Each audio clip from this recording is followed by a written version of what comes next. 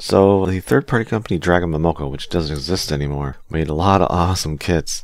Ones that we never got, ones that we eventually did get, and ones that I think were improved on the Bandai design, like the Strike Noir Master Grade. I never got the original Strike Noir Master Grade. I don't know why. I got the high grade, I got the SD, but I just never got the Master Grade. But I don't really want to. Well, I mean, I have a problem. I do want it, but I mean, I don't need it. Because this was great. It's like that Strike and the Akatsuki. I showed the Akatsuki before. I don't think I showed the Strike. There was a Strike that came out from them, which had, you get all 3 packs and make a perfect Strike. And it had modified armor, and it had, I think it was heightening the thighs. I think this guy is too. I'm pretty sure this one, like the ones, the seed kits from Dragon Momoko had like a height advantage on the Bandai ones. And overall detail, we could just check it out. Like, I do wish I had the other one to compare, like the official one, but you got the cat whiskers on the face mask. It's got this cool detail on the front skirt. It's got like all this nice little detail going through. I think some of it is like, or at least a lot of it is reminiscent of the official. But I think the backpack's different. I don't know. Once again, I don't have the official one, but I don't think it has these black parts. Correct me if I'm wrong. I feel like the detail here is a little extra. And it's got a good posability because the inner frame is basically the Strike one. Like 100%. The RM Strike, I think it was. It was released during the HD remastered Seed and Seed Destiny. That wrist joint's really nice. Check that out. You've got hinges. I can't remember if this came with articulate fingers. I know quite a few of those ones did from Dragon Momoko, but I don't remember. I know they all usually came with a set of closed hands, like fixed hands, which is what I use on here because it works so well with all the accessories.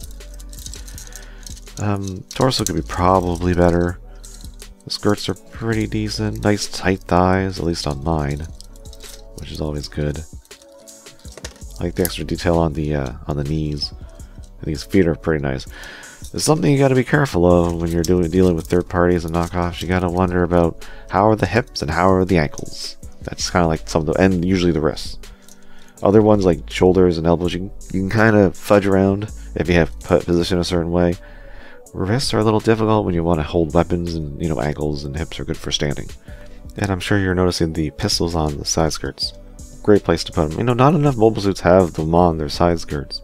Like the ones I can really think of are Strike Noir and Maxter. I'm sure there's more, but the pistol is good. And they did the thing of putting a hole all the way through. I mean, I don't care. Oh no, an unsightly hole all the way through the handle of the gun that my mobile suit's going to be holding. You could probably say like, oh well, it takes away from it if it's being holstered. You got these unsightly holes. Well, I much prefer that than having to fight to get a weapon to actually stay in the hand. And if anything, the pegs might be a little too tight in the handles, because, well, this one used to have a peg in it too for the sword, but it done broke off. Speaking of the sword, of course, on the backpack, the Noir pack, which is hinges aplenty. You can get them out because this is the flight mode. Just doing that. Why not? But the sword's just a little pull up. Unlock them from their little holster in here, which is a weird configuration, but it works.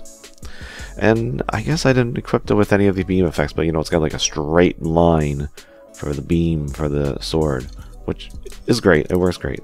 And if I had the peg on here, this would hold a lot better. So without the peg, it's a little tricky to have the sword in the hand. So be careful with that. If you're gonna put the hand, like have it hold it, you might want to make sure that hole is a little carved out, like a little bigger here, or shave the peg down a little bit, just because, well, it could be a little loose. Once you get the fingers wrapped around, it should be okay, but if you don't have that peg at all, it becomes quite the pain. And you got the cannons on the wings, which I don't think it ever used in the OVA. I just realized that. I don't think it did.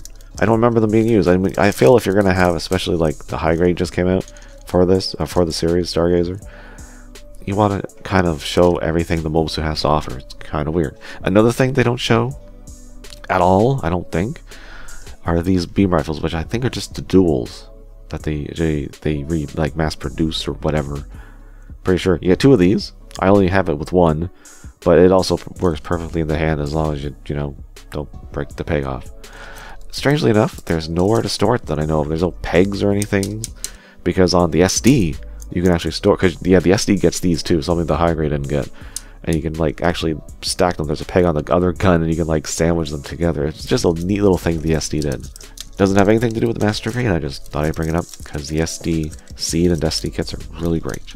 Once again, be careful with the peg hands. I still don't remember if they had articulate hands, but just even with that, it doesn't matter. This kit's great. Like I said, I wouldn't mind building the official Strike Noir, but I really don't need it.